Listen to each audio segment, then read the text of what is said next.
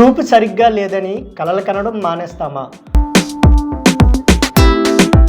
వైకల్యం ఉందని వెనకడుగు వేస్తామా? తలబడాలి, నిలబడాలి, గెలిచి చూపించాలి.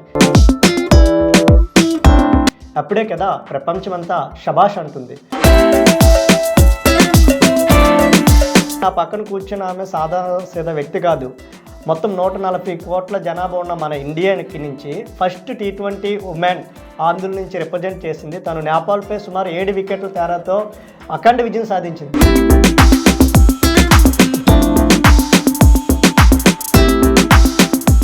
కుమారి, నువ్వు చెప్పమ్మా, ఎవరు మీకు కోచింగ్ ఇచ్చిన పీటీ మేడం పేరు గుర్తుందా? గుర్తుంది సార్. ఎవరమ్మా? ఎం సత్యవతి. ఇప్పుడు మాకంటే చూపు కనిపిస్తుంది కాబట్టి మా ముందు నుంచి బాల్ వస్తుంది, మేము కొడతాం బ్యాట్తో. మీకు చూపు కనిపించదు కదా, మరి ఆ బాల్ ఎలా కొట్టేదాన్ని నువ్వు? ఫీల్డింగ్ కాస్తున్నప్పుడు ఆ వచ్చే బాల్ అనేది మీకు ఎలాగా మరి కనిపించదు కదా, ఎట్లా అప్పుడు ఫీల్డింగ్ టైంలో ఎలా పట్టుకుంటారు దాన్ని? ఏ స్కూల్లో అయితే చదువుకున్నావో అక్కడ పిల్లలందరూ చులకనగా చూశారంటూ ఇంటికి వచ్చి నువ్వు బాధపడ్డావు కదా. ఈరోజు ఇండియా లెవెల్లో అంటే దేశ ప్రధాని నువ్వు కలిసావు, సీఎం గారిని కలిసావు, పవన్ కళ్యాణ్ గారిని కలిసావు. ఈరోజు అందరూ నీతో ఫోటోల కోసం, సెల్ఫీల కోసం వస్తున్నారు. మీ ఇంటికి మీడియా మొత్తం క్యూ కట్టింది కదా. ఇప్పుడు నీకు ఏమనిపిస్తుంది అసలు?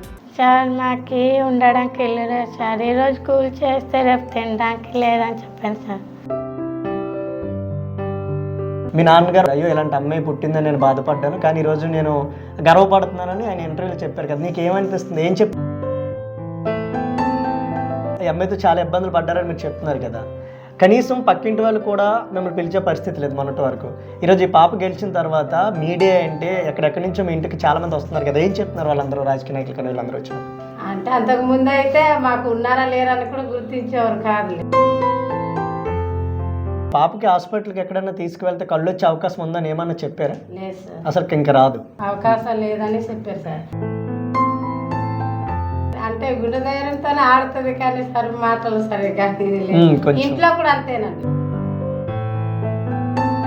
ఏమవుతావు? క్రికెటర్గా ఉండిపోతావా లేదంటే ఏమైనా గవర్నమెంట్ జాబ్ సాధిద్దాం అనుకుంటున్నావా? పెద్దయ్యాక పీటీ టీచర్. నువ్వు కూడా పీటీ టీచర్ అవుతావు కాదు. పాపని ఢిల్లీ పంపడానికి ఒప్పుకొని ఉన్నారంట. మరి పాప పట్టుదలతో ఢిల్లీ వెళ్ళి అక్కడి నుంచి శ్రీలంక వెళ్ళి కప్పు తెచ్చింది కదా, ఎలా అనిపిస్తుంది?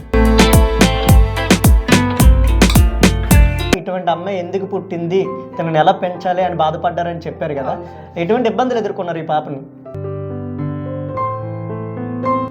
చనిపోయిన తర్వాత పాపకి మరి అలాగా చూసేవాళ్ళు ఎవరు?